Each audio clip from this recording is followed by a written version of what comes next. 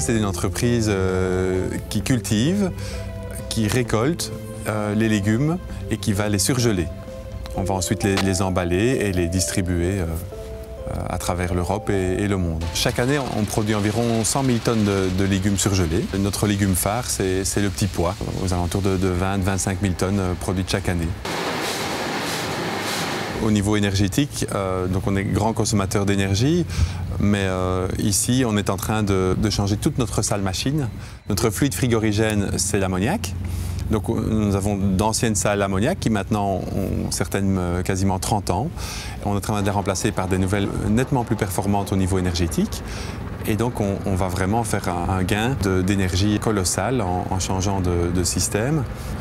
Sur nos nouveaux compresseurs, on va en profiter pour récupérer la chaleur qu'ils dégagent, puisque pour faire du froid, ils vont dégager de la chaleur. On va récupérer cette chaleur et on va en profiter pour pouvoir chauffer soit l'eau chaude qui est utilisée en usine, soit ce sera pour chauffer les bureaux, les annexes, etc.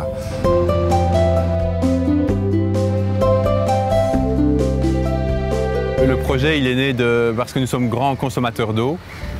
Et alors, on cherchait des alternatives plutôt que d'épurer l'eau et de la rejeter dans la rivière.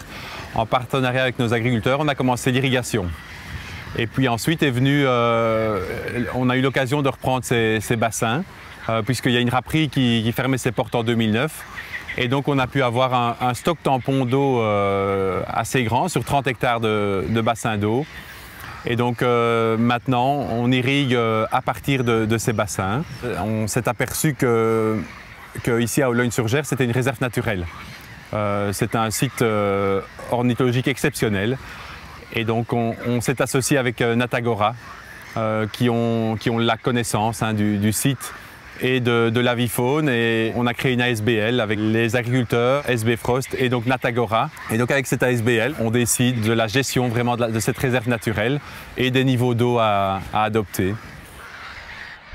On parle de 230 espèces d'oiseaux différentes, donc c'est vraiment assez exceptionnel avec des oiseaux emblématiques comme la grèbe à cou noir ou la gorge bleue à miroir, la panure à moustache. Ce sont vraiment des oiseaux assez exceptionnels qu'on trouve très rarement en Wallonie. Et donc par exemple ici on a la plus grande réserve de grèbe à cou noir de Belgique.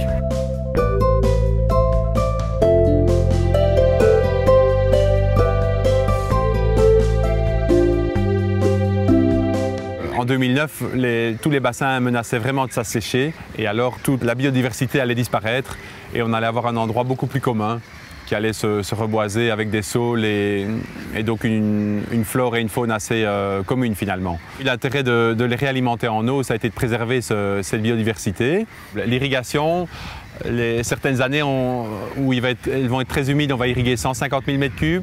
Les années sèches, on va irriguer près de 500 000 m3. Et la consommation annuelle, c'est 600 000 m3. Donc on a encore un excédent qu'on doit rejeter à la rivière. Mais l'objectif, c'est d'être neutre et d'arriver à la même moyenne au niveau irrigation que consommation d'eau dans l'usine.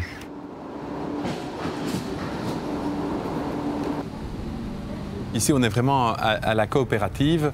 C'est un partenaire qui va récupérer 3 types de déchets.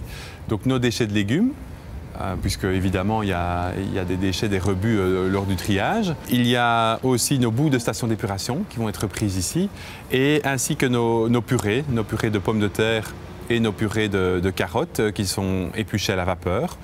Et donc tout ceci va entrer dans les digesteurs et on va produire du gaz, de grandes quantités de gaz et faire tourner un moteur avec ce gaz, donc un moteur à cogénération qui va d'un côté faire de l'électricité pour fournir environ 15% de nos besoins en électricité, et de l'autre côté la chaleur qui va servir à sécher des copeaux de bois et fabriquer des briquettes pour se chauffer chez le particulier.